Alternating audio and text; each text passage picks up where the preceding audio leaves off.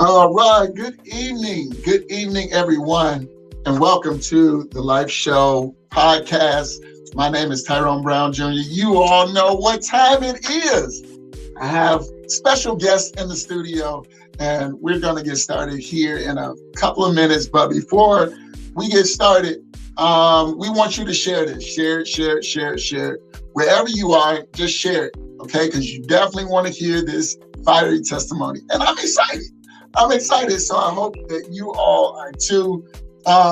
Before we get into the interview, I want to thank all of our continuing followers from Facebook to YouTube to Twitter, wherever you following us from. Thank you. To all of our website followers, thank you. Everything that we have going on, thank you all for what you do, your continued support, and we're appreciative. Okay. Before today, or before what? 2 weeks ago. 2 weeks ago. Before 2 weeks ago, I did not know this young lady. Okay. And so I was very interested to get to meet her. I had heard so much about her, and I'm very excited tonight to bring to our platform a really great gift of God through her testimony. And you all are going to see tonight. I've had a chance to talk to her, and it's definitely a privilege, an honor, and a pleasure. Thank you. To welcome to our stage Kasira Elvie. Kasira Elvie Potts. No, sorry. Because she has, when y'all see it in the bio.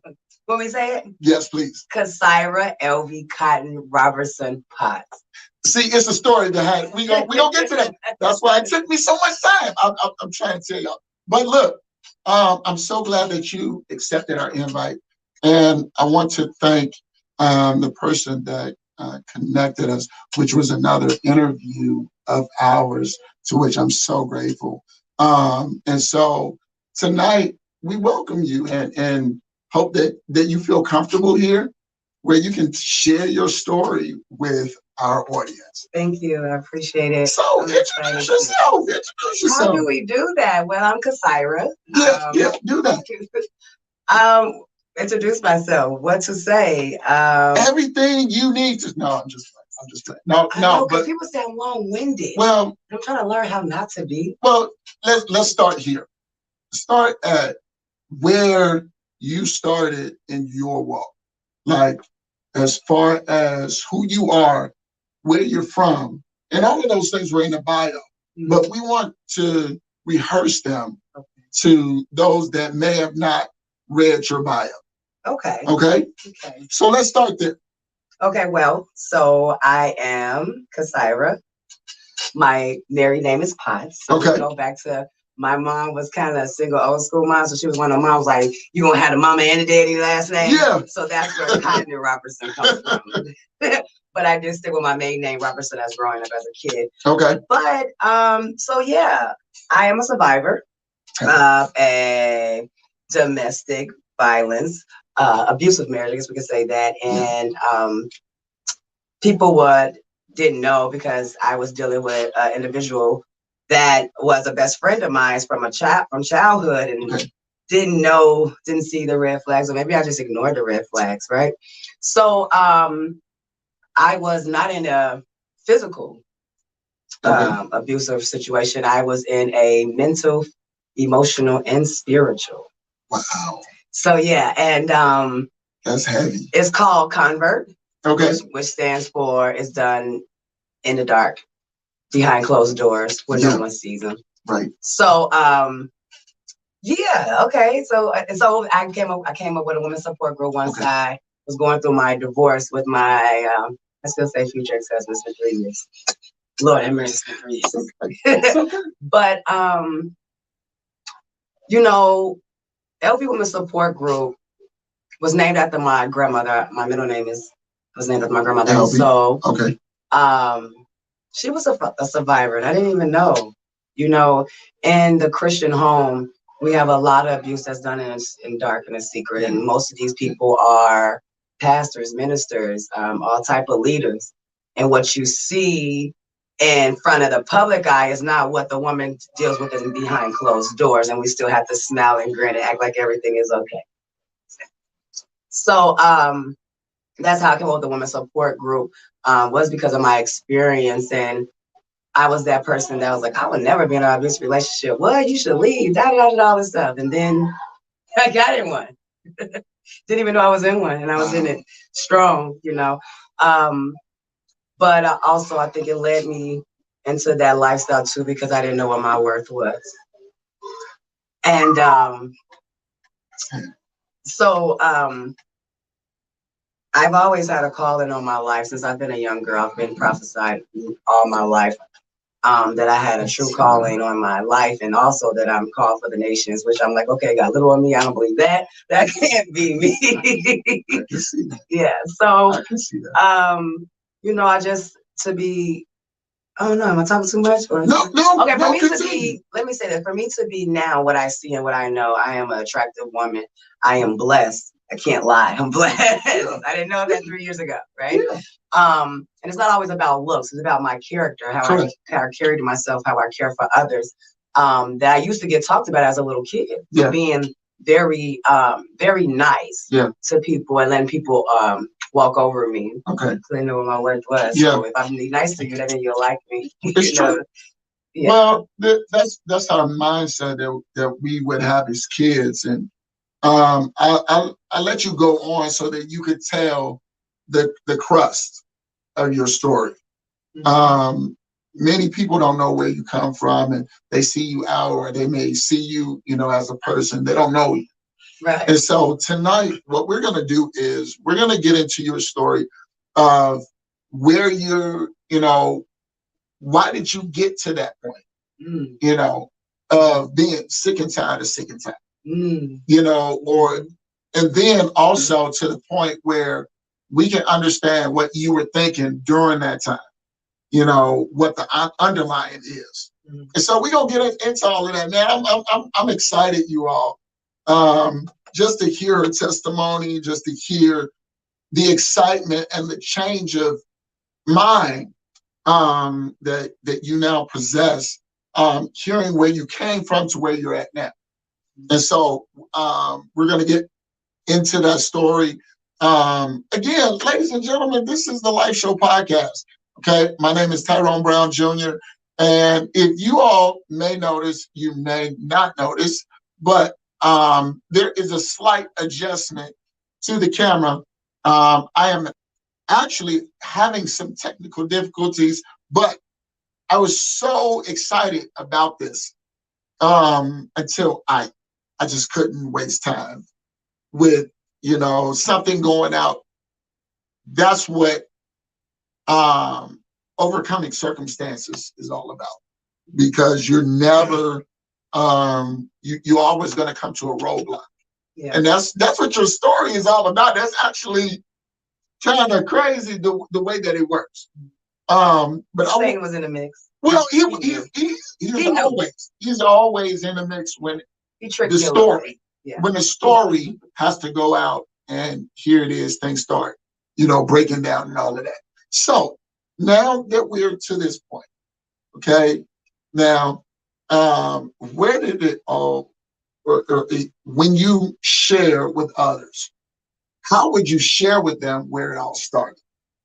Where would you say where the relationship started, or where my character started? Wow. Okay. That's interesting. Okay. So let's do the relationship part first. Okay. And then get into the character. I like that word. Well, that's good. Look, I'm telling you, I'm a word junkie, y'all. Y'all gonna find out if y'all don't know already. I'm a word junkie, and certain words jump out at me. So it's really appropriate that she would say it like that, because there's multiple parts. Mm-hmm. So, okay, let's get into this Where it started with the relationship. With the relationship, it goes all the way back to when we were 15 years old. Yeah. At that time, I was a young lady that, once again, didn't know my worth. I didn't know that I was beautiful. I didn't know that I was really actually wanted. Yeah. And so he gave me a little attention, and it was new to me. Yeah. And I tell people all the time, we dated for one day and he dumped me. That should have been a red flag then. We got together. Yeah, we got together. I wrote my letter. We got together. He was like, yeah, I'll be your boyfriend. Oh. And so the next day, another gentleman was at my house. We were kids. And my sister was there and he saw the gentleman there. And I guess he thought the gentleman was for me. And he was like, he gave me the cold shoulder, the silent treatment that works great for narcissists. Yes, narcissists love to ignore you. Wow. So I didn't know back then that that was already a sign, because coming into my marriage, he always left. And I was always the one begging him back. So it started all the way back then. And he probably was already dating me then. Yeah. Because we didn't get together until about 28 years old, probably. And we always stayed friends. And he was the type of friend where I could just confide in him, talk to him about any and everything. Sure. And that's really, well, this is how I titleized it with my story, with my book that I'm going to make one day, right? Okay. How did I accept Jezebel's web?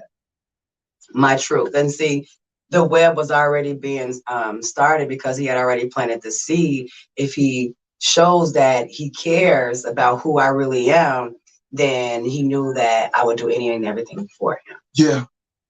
So, it started there. So, but when we got together, officially as adults, it was still good. And then it started to change, little things you wouldn't really notice. It's one of those, I'm concerned, oh, you work so hard, you move so around so much. I wish I could just show you how to relax and how to chill and just take some of that pressure off you. Yeah. And then it turned into, once we got really good, into, you always running out, you're Harley, you ripping and running streets, so it changed. Wow. So in that manner, I respected him so much and what he thought. Then it was like, okay, well, I am moving around too much. Let me stop. And then, am I doing good now? Are you pleased? And it's never enough. So you steady chasing to please the individual, to keep them in just that place of where they will still accept you. So that's heavy. Yeah. So now, here it is. What makes you change your mind? What made me change my mind? As far as the way that you think now, as far as about yourself. God. Okay. There is a starting point. God, he's the great I am. Yeah. And people, we say that at church all the time. We probably say it all the time because we know it's in the Bible. But if we really take the words, great, powerful. Yeah. Right? Yeah. I am. Yeah. I am your mama. Yeah. I am your daddy. Definitely. I am your everything. And going through that journey, when I was by myself, I say by myself because, I was blessed and still blessed to have a lot of good people around me. Okay. But even though you got all the people around you, sometimes you just still feel alone. No one understands. If you've never been through the situation or witnessed it, you do not understand. Yeah.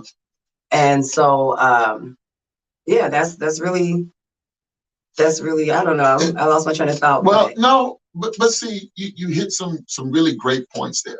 And again, sometimes, and I was thinking about this the other day. Sometimes we're so busy, like myself included, we're so busy talking that we can't hear. When all of the noise is out, then you can really hear clear directions. You know what I'm saying? Mm-hmm. And so when you got a lot of noise around you, it's a lot of distraction. Mm-hmm. And so you don't know to calm down. Yeah. You don't know how to, man, let me just, sit back and not emotionally dig in. Yeah. We get to that point, and we hopefully get to that point. But here it is, you have to come to a point in your life where you knew your self-worth. Mm-hmm. Now, let's talk about the other part of it, talking about the character, because I think that's just as important as your beginning. your relationship part. And your character goes all the way back to your mommy and daddy. Absolutely. I tell people, every time you have a situation, well, not every time. Let me back the car up. let me rephrase that. Most of the things that you do or how you are as an adult, it steers back from your mom and your dad. I'll give a small example. If let's say, well, with me, I'll give an example. Please forgive me, Mom, but my mom was a loving mother. Okay. But my mom wasn't the one that was always saying, I love you. Or, all the time, like, I'm proud of you. Like, it was not a lot of affirmations. Even though my mom, she didn't down me at all. She didn't uplift me. But even as a child, you would want more, especially as a child that used to be that used to be bullied or, well, it is abuse. Well, that's understood. Yeah. That's understood. So, when I was an adult, like my father was the one I always say, I love you. I love you. Well, we had to say, I love you. And he always say, I love you more. Yeah. So as an adult, when I had my children, I told my kids I love them all the time. Because I remember I didn't hear my mom tell me that. So I wanted my kids to always know. So just little things like that, when you say what builds your character,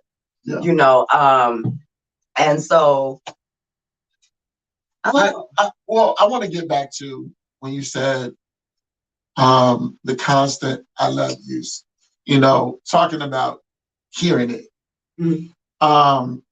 I see that a lot where those affirmations work, and everybody has their own love language. Mm-hmm. And I see that. Here it is. Your definition of love will define everything that, kind of attracts you or makes you reject something. Yeah.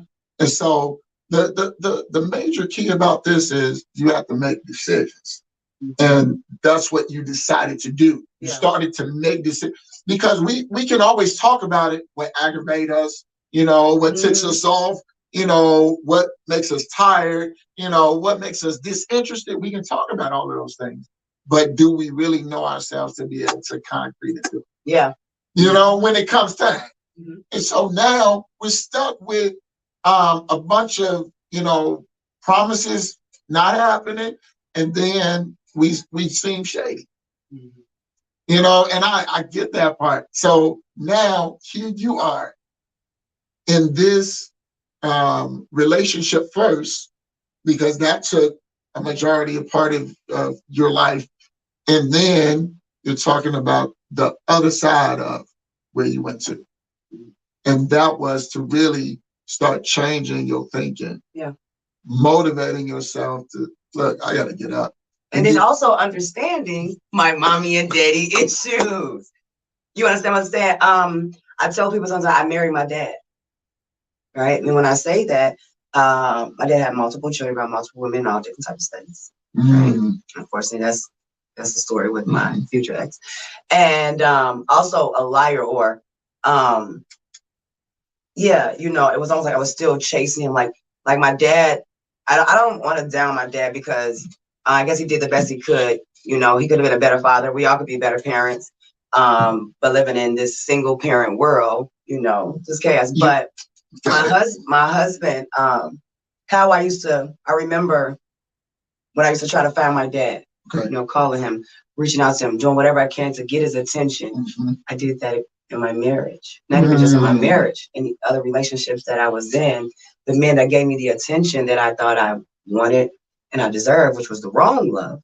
Got it. I still chased it. I was still chasing what they showed me at the beginning. Well, the beginning is never really the real story, or how they really are, because whenever you're dating, you're always in a honeymoon stage, right? So I was always stuck at that honeymoon stage.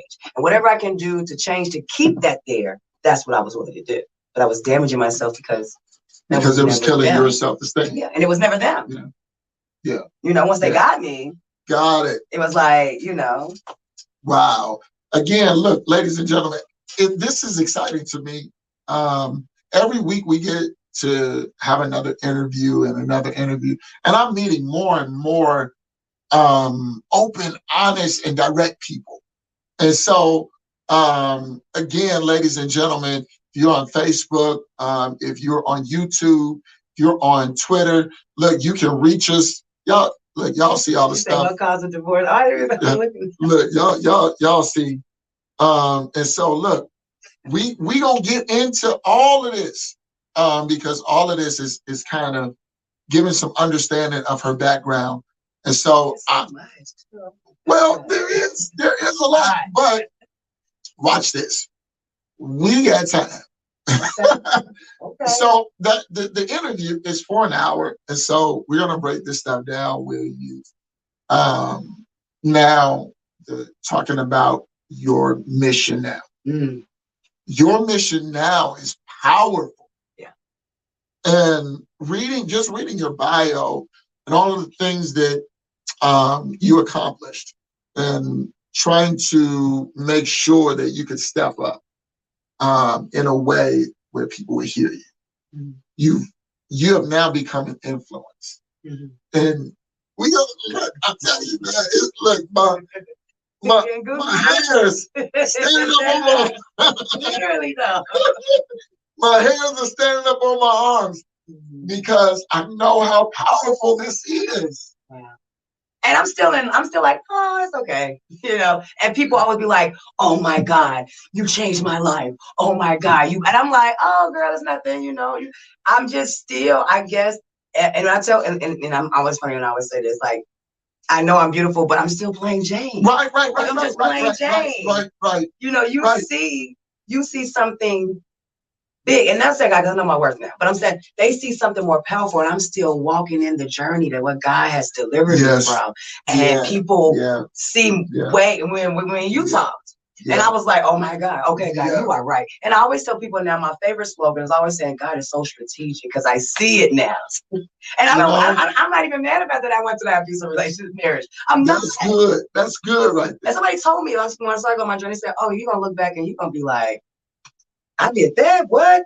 And you know, it's just amazing to see where I really came from. And you're right, it's such a story. I want to answer Cherie. Sure. What caused a divorce? I'm gonna tell you what caused a divorce. He got a baby. And I was just trying to beg my husband back a little bit, and he got a baby, and I was like, oh, yeah, it's time to go. Wow. It's time to go. I can't, it's time to go. You already got 6. Mine 2, and 4 that I love. No, it's time to. Yeah, it's time. So now you gotta make your enemies your steps too. Y'all hearing this? Look, I'm so happy to be here with Kasira Elvie Potts. It's really a blessing that this young lady has graced our podium to share her story with you all. And again, this is not glorifying me. This is sharing a story from somebody's perspective of what they did. And that's what this is. I got to ask, I'm a little nosy. Do you have a book on the way? I need it. I know I'm supposed to. I've started a little bit. I tell people, like, when I think about things, I was the type of person that I never thought I was a good writer. Okay. I didn't like English growing up. I was a math whiz. And now the older I get in when I write with my Bible, that's why I was like, what do you mean? I don't know. He was like, great. And I was like, everybody read it. It was like, it is awesome. I was like, really? And so I really would like somebody to lead me also into writing my book because I never thought about writing. I never thought about writing a book. And I have been prophesied numerous times that I have not even just one book, but I have a series of a book. And I can see, because my life is so long and powerful, and I've been through so much. But here's the thing. Ooh. You got to start somewhere. Yeah, I know my title, My Truth, How I Escaped Jezebel's Web. So again, you have to start somewhere. Yeah. And I'm pretty sure that there is someone around you that has insight. All you got to do is open up your mouth. Yeah. Well, you all hear me. If you want to reach out, any strangers that want to help out, please help out. I'm new to this, not true to this, but I will be soon. There you have it, everyone. This is Kasira Elvie Potts, and you are actually listening and watching the Life Show podcast right here on the Life Show Podcast Network. And I'm telling you, here it is now. You've gone through relationship, character. Your ministry now. My ministry now is focused on telling my truth. Correct. Getting people to come through, to be transparent. All my life, I've got nothing an open book. I tell people there's nothing no one can blackmail me on or bring up because I tell myself, period. Yep. And so what I did, and it shocked me again, I told my truth. People were so shocked to hear it. How I told what was going on, how I found out what I was going through, what I was going to do to get out of it. And I just had such, a lot of people just come to me and was so thankful that I told my truth. Got it. And so I remember when one day God was like, I want you to start a women's support group. Like, what is that? What is that? So I did a test run. I said, okay, God, here we go. Let's do this. So what is your truth? What is my truth? My truth is everything that I went through. That's going through childhood. That's going through my marriage. My truth is just being who I am. Mm-hmm. You know, learning now, because at first I was blunt and I was hurting other people. Okay. But then telling my truth. So now my truth is, how do I tell my truth without hurting another individual and still not care? Because it's my truth. That means if you did something to me and you're ashamed to say it and I bring it up, well, you know, I apologize to you, but I can tell my truth because it's helped someone else. And what I learned in the journey of going through my healing, there are so many women that go through the same thing that I'm going through, or I'm just talking of women that go through it, no matter what nationality you are. And, you know, they want to put everything under the rug. Why? Because we are told in any household, any nationality, most people are told to don't take our business out in the street. Right. So now we have to suffer. And I met so many people that suffer, especially women that were sexually abused. You know, how they had to just keep it silent. And years now you're an adult and it's still bothering you. And this person is still walking around with a smile on their face, living their life, and you still sad and you mad. And this person is steady hunting you. Yeah. Because you're trying to keep a secret to save them. Why are you saving them and you dying? Wow. So now, talking about your truth and then telling your truth, how do you do that without, you know, even with your mindset? Mm-hmm. How do you tell your truth without subjecting anyone? Ooh. Like even when I was talking about my mom, she was like, I'm sorry. But see, I can see you blunt. Yeah, I can see you blunt. Yeah, and that gets some people sometimes. I can see you know, sometimes you gotta just don't have to just not care. But I get that. You still gotta be. Yeah, I mean, I'm learning. Okay. I'm really learning. I'm gonna give a small story. Okay. I had an individual because when I started doing little lives, one of the main concerns that I had was, how do the abuser's family and friends feel? You know, and I was in that situation. And so I told a story, an example. I have multiple examples, by the way, but I just used one specific one. No one would know the story, but one person that was in it knew it and they were hurt. Okay. And that's when I realized that I have to be careful a little bit how I deliver. So my delivery was wrong. Got it. It wasn't in a loving manner. It was in a sense of, I seen it, I'm calling it out. I saw it. This is how I would respond. Hey, what you guys think? Instead of coming in a loving manner. My delivery was just wrong. So I'm really learning how to deliver my message in the right way. Because like you say, I'm blunt. People that know me know, like, sometimes I'm cool, but when you start BSing, then I gotta call it out. So we have a question. How were you spiritually abused? Okay, so my husband was a Black Israelite. Wow. I've heard. That's in a good cult. I've heard, but I just didn't. I never understood. And you know, what was that like? It was drowning. It was soul taking. It was. I was dying slowly. And for me to be, I would say preacher's kid, but I'm a preacher's grandkid. But on both sides of the family, I have people in ministry and leadership, all from bishops all the way down to the choir director, ushers. So it's just that I lost my train of thought. No, we're talking about, here it is. Israel, I'm gonna tell a story. So, one of the common things, opinions people always have is when someone is in an abusive situation, they're weak. And doing my research, I found out that actually they attack the strongest.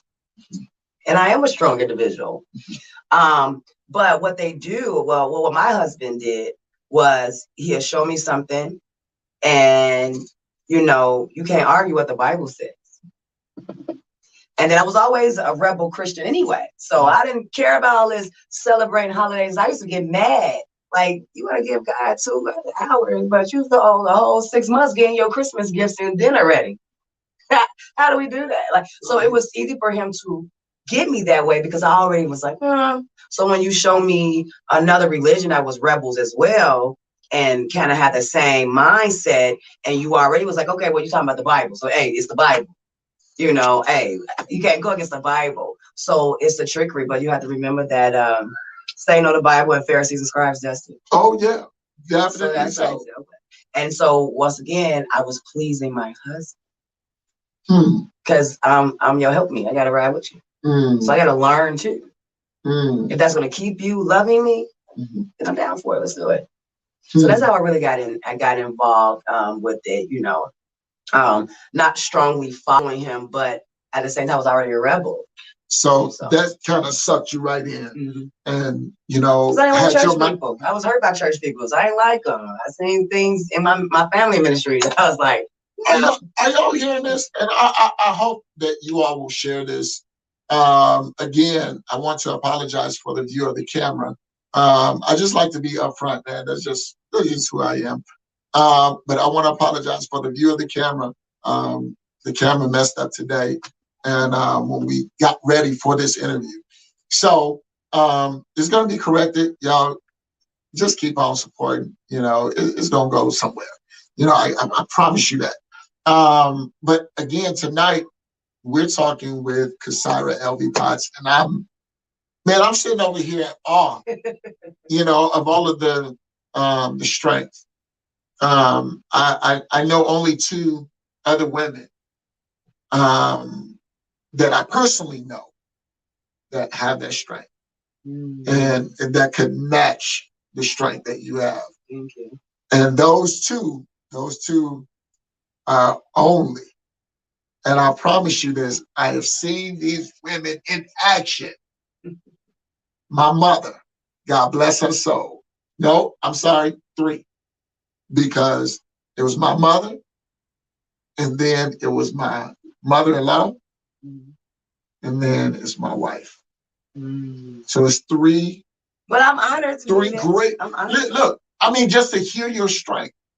Now, I don't know, other women's their story, but you're sharing yours with us tonight. And so in sharing that, I see a lot of the similarities. You understand of what those 3 women, what they overcame and what they have, been able to overcome and thrive at that. And so I see your strength, and I'm honored that you would, come on and share your story. Look, you all, I promise you, I'm not asking for no money. All I'm asking you to press the share button. All right, share with someone else this story, because this young lady, she is going somewhere in ministry. We've already previously talked about some things that, some ideas that we're kicking around, and so I'm telling y'all, just put your eyes on. Put your eyes on. You better watch. You're gonna miss. Put your eyes on, because no, and this is not an arrogance. This is just really a straight confidence of what God is doing. And look, people don't have to accept you for anything, but to meet you at this stage in your life and be able to see the change of where you came from. That is, man, that is beyond. It's a blessing. And so, to all of our Twitter followers and Facebook and YouTube, thank you all so much. To all of you that follow us, including on our website, which is www.thelifeshowpodcast.com. And then, of course, we have other social media out there, but we don't. We're trying to develop. We're developing a strategy to where we want to make sure that hurting people, that their voice can be heard. Yeah. You know, not just hurting people, but those that can offer help. Yes. In that fight, in that struggle, because there are so many people that are either hurting or came from hurt. Mm-hmm. And so now, I was talking with someone just the other day, talking about counseling, and because your mental can only take so much. Yeah. You know, with everything that, all of the stress and anxiety in this world, what the human body goes through. Mm-hmm. And so you being able to overcome that stuff and now be at a point to where now you have a women's support group. Yeah. Talk about, you said is what it's all about. Talk about, you know, I know you can't, divulge too much, but talk about the summary of what your women's support group, what it offers. Okay. So what it offers is me being transparent and also bringing other women together. Like he said, it's about people being healed, already healed, and healing together. Mm. When God first gave me, and I was saying this, I'm gonna get real quick on this. When God first gave me the vision, and I was just testing it, because I always test God, because I'd be like, God, is this really here? I don't believe you, God. Let's see. I'm gonna see. I do it all the time. You know, people are like, don't question God. Why not? But anyway, let's know that. So I did it, and the first outcome was amazing, and everybody loved it. And I'm gonna tell you what I did, because I'm not religious. I do believe in God. I do have a calling, but my whole setup was, okay, we're gonna, if you smoke, if you drink, we're gonna have a good time. We're gonna eat. We're gonna shop, and then we're gonna sit and talk about God. That's what we're gonna do. You know, because people need to understand that that God don't want you to be perfect. That's why Jesus died on the cross for our sins. You know, we can't get right. Everybody in the Bible, David's up. No, we can go over it. Everybody's messing up, right? Everybody's messing up, but they had a calling. So anyway, back to the story. So God had told me it was going to be national. See, whispers is when I say God. So I had, at that time, I wasn't going through the darkness of my divorce. Okay. I wasn't. It was just, I was just fighting to get over him. Got it. And so it was a success. Everybody loved it, and I stopped. Because I all the drama started happening. I was like, God, I can't leave you out of a women's support group. I'm damaged. I'm not healed yet. I'm gonna sit back. And so that was 2 years ago, about 3 years ago. And in February, I started working for this company called KCCSI, Kankakee County Community Service Inc. So I was in the community and helping, giving out assistance. And I started meeting women. And I'm always talking, and I tell my story a little bit. And it just set another fire, because so many women that was damaged and hurt was forgotten. Yeah. And they was forgotten, so they looked ugly. Yeah. And not because of their face, but because of what they were going through. They felt, you just saw all the ugliness. That's like when people say you're glowing now, but back then I had a cloud and didn't even know. I thought I was faking it, smiling, and I got a pretty smell already, but people knew. So someone told me, God said, okay, let's do it on Facebook because of the pandemic. And so I got on Facebook. I didn't know what I was doing. God told me, I didn't have you to be healed. This is going to help you. And so I started the group up again. And I mean, people will say that some people that's big wigs that get 1,000 followers. I only have 104 now. Hallelujah. Thank you, God. But that's just what they see. Yeah. When I meet other women and I talk to them, that they're like, oh my God, I thank you. I needed this. And I say, see where you were at? I was there. Now this is what you can look like.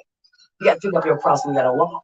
But what the part is a part about my I keep saying ministry. It is ministry. Yeah. Is that I want to be there for you, because give a quick story what I mean by healing. Sometimes we keep our stuff inside, and I met this lady working at the company, and in a long time when I was a little girl, And before I got hurt, I was like, I'm a man better not ever cheat on me. He cheat on me. I'm gonna cut his thing, I'll glue it to his forehead. Real talk. Right? But would I ever do that really? No. I met a woman that did it. You hear me? And she's sweet as pie. You would have never thought about it, that she would do something like that. And that's just something small. What I'm saying is I thought about it, but I didn't want to say it out loud because people thought I was crazy, right? And then this lady did it, but what she can see is me, my Amazon, like, yeah, don't do that. You don't want to do it. I thought you thought it, I did it. It wasn't right. You shouldn't have did it. And there's just little things like that. Having women to be comfortable with what they feel, because sometimes what you feel is not what you're going to actually react on or show action. And I'm gonna give one more example that I painfully did to my children.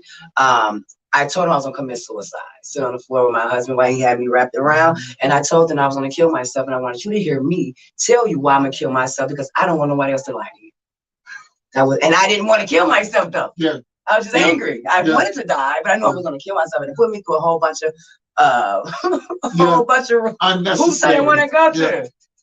But if I had somebody that I was able to have that confidence in, to be able to tell them that I probably wouldn't have had all of this stuff go on where people was worried about me.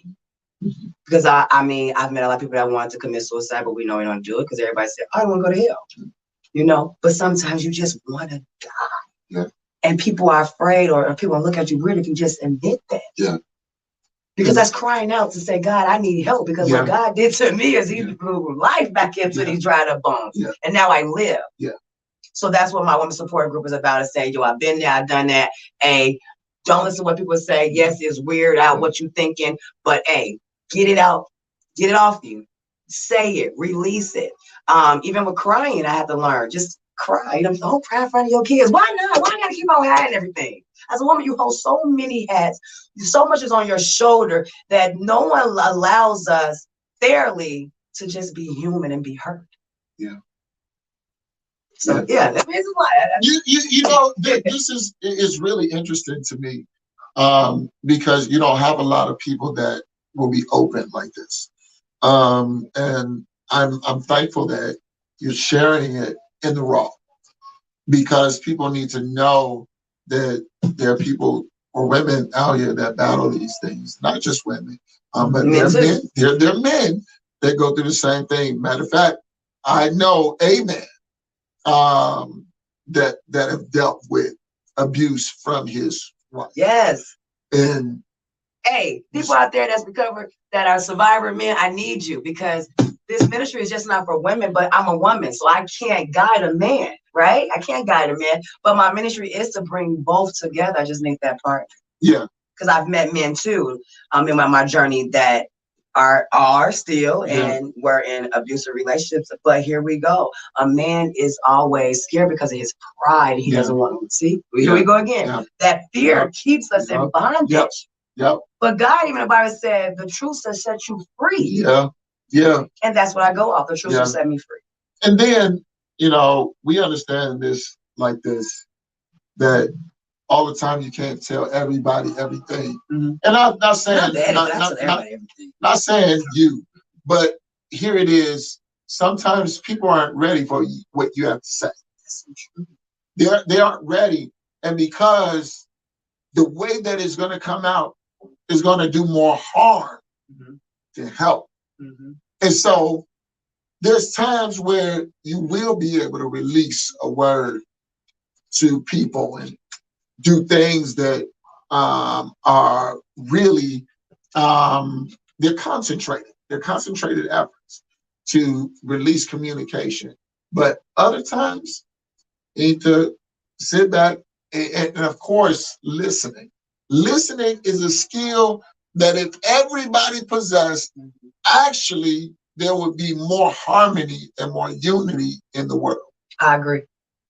But because we so emotionally charged until we go overboard, trying to overshoot the mark, instead of, man, I need to, chill on this for 24 hours. And that's patience. Yeah. Because I didn't have any. That is still a season I'm going through. I don't when your kids get taken. We'll get to that story too. Yeah. But God, I guess God really was sending me through a season of patience. I didn't have no patience. But see, look, and I see that. I see many people not having patience. Mm-hmm. And then what that does is it sends you through a topsy-turvy without your permission. Yeah. Because you wouldn't stop. Or you wouldn't slow down. And so you wouldn't let go. There's two powerful words that is so hard. Let go. Yep. Let go, let God. Yep. Yep. And so look, time went by so fast. Let's not look, it was already like what is that? It's going on 7, so it's like 6:30. Yeah. Okay. But we still got about 5 more minutes. Okay. And so, sitting here and discussing these things with you and discussing your background and your past, it has made you mature. Mm-hmm. Made you mature faster. And don't get maturity wrong, because a lot of times people think, well, they're supposed to be mature. They're still making mistakes. No. Yeah. They actually catching up to their maturity. Mm-hmm. But they mature for what they've been through. Yeah. And so there's still a lot of mistakes that we make. Mm-hmm. As believers and as human beings and yeah. As mothers, as fathers, whatever the case, mm-hmm. we still fall short. But the case in point is that you have overcome. And I pray that you all share this with as many people as you can. I'm thankful that you just allowed us to come on and interview you and just be raw. Mm-hmm. I'm so thankful. I'm so thankful for everyone and all of the supporters and thank you for listening to me. Look, this was a blast. I can't wait till that book finally hits. And please let us know, because we want to have you back so that you can talk about this newfound project. Yes. Yes. No more being stagnant. I can't guide it social media. It's just ball rolling. Yeah. The ball is just rolling with the just connections. And I thank God because like I said, when you know your self-worth, it also helps you become courageous. Yeah. Bold. Yeah. And so I thank him for that, because like I said, I was a people pleaser. Right. Now I'm shifting it into being a God pleaser. Yeah. Yeah. You know? And that's even with kids. And I tell people, like, me and God were just battling with this. Because I said, okay, God, I've been Job, I've been Joseph, I've been Paul, Peter, locked up unrighteously, God. And now I'm Moses, because I said, God, you given me this calling. So many people throughout my whole life sees this anointing on me. And I'm still like, God, where is it? I need it, God. Where do these people see it? And so I thank God that he started changing me, because I was the type of person that I didn't like being lukewarm. He was taught in church not to be lukewarm. So I was like, God, I'm in here. Now I'm in the streets, God. Be back. I ain't gonna down you. I don't want to disappoint you. And so I learned that the more that you build your own relationship with God, the more that you change and shift without you even realizing it. Because somebody a long time ago said it to me. They said it's a process of getting into sin, and there's a process of getting out of sin. It's fun. They gotta be righteous. So I just learned how to just really also, and part of my teaching is teaching people to get that religious systematic thinking out of your head. Everybody, when we talked about doing, God knows my heart. I hate that slogan. I say it sarcastically. And even with sinners, yeah, you do. We all here, yes, you do. So why don't you act like it and be real? You be real with God, and God will open up doors for you. So that's really my closing part. Be truthful. Be honest with your feelings. Learn to love God because he loves you, and learn to love yourself because God made you. And what people will say is negative about you. Like people say, I talk too much, or I was too loud, I'm too open. All of those characteristics is what people are drawn to now to me. So don't listen to what people say, because they be hating. I be saying, trying to talk to their ears. Don't listen to them. Be you. Learn how to be you in a positive sense, not the negative sense. Because this firecracker can't be in the world, he says, you know, so yeah. Well, this is the thing, you all. I'm glad that you were able to come on. Thank you so much for accepting the invite. This was unreal, you all, to hear this story, and I want you to continue to share it with others. And again, look, y'all know who I am, Tyrone Brown Jr. We get ready to get up out of here, man. Be safe, be strong, be well, and man, always remember, let there be peace. Peace. We out.